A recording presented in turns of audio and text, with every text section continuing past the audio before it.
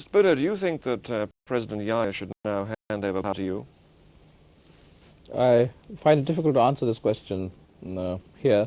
I must return to Pakistan before I speak on it. Of course, I will speak on this matter, and the place is Pakistan. But do you think the time has now come for you to lead the country? Well, I've been elected by the people. Let's find someone else from Mars, and that's a different matter. But as far as the people of Pakistan are concerned, they have elected me as their chosen and undisputed leader a year ago. But outside Pakistan, you have said that this government has made some mistakes. Certainly.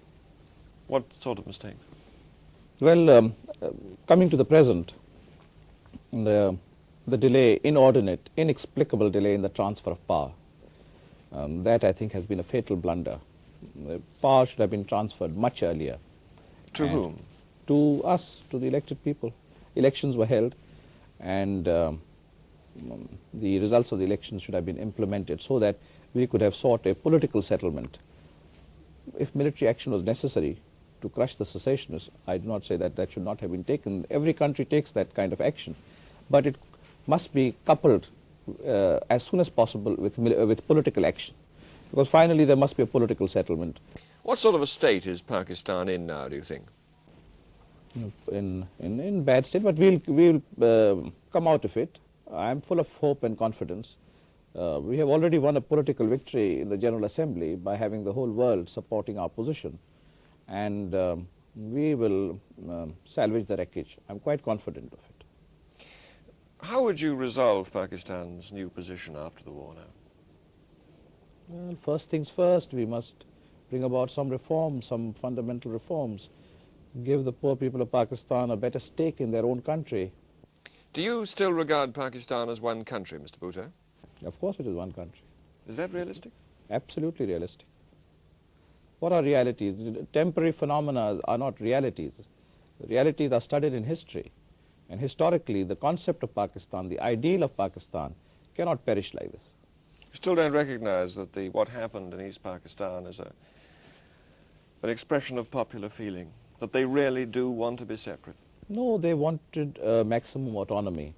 And the line between maximum autonomy and secession can be a thin one, or it could be made to appear to be a thin one. How would you react to any governments that recognized the new Bangladesh government? A hostile act? Well, the British people are a great people. We have great admiration for the British people. But I'm afraid the role of the government has been most partisan and unfair towards Pakistan, if I may say so quite bluntly. And this is a long story. I think They haven't defended India's action, have they, the British government? Well, the Indians were receiving missiles and arms right through the war. British factories were working night and day to provide little India pitted against a big Pakistan with arms. And weren't they just fulfilling existing contracts?